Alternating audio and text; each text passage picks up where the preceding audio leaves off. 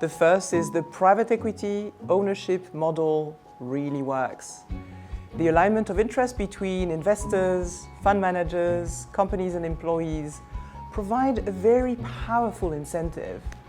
It builds strong, resilient, innovative, dynamic and competitive companies and therefore stronger economies. The second thing is that private equity is a long-term asset class.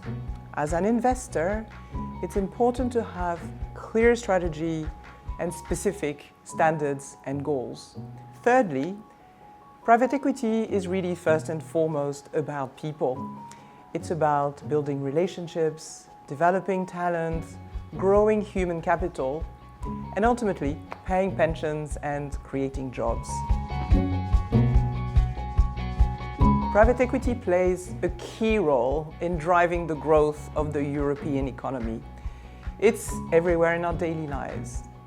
As a result, private equity generates superior returns to investors and it creates jobs. Private equity-owned companies employ over 10 million people. This is the entire population of Sweden or Greece or Portugal, a very significant number. In Central and Eastern Europe, where EBRD invests, private equity-backed companies create jobs at 10% higher rate than non-PE-backed companies. Private equity is a force for good in Europe on so many levels. Ultimately, it participates in integrating our economies further and ultimately in upholding European values.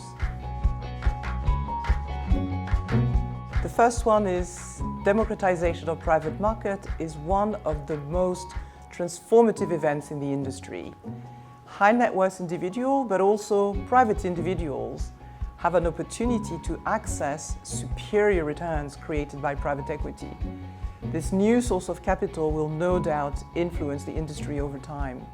Secondly, and more broadly, private equity is really well placed to help resolve our societal challenges, in particular climate change and diversity. Venture capital fosters innovation in climate-related technologies, and private equity transforms existing companies to be climate resilient.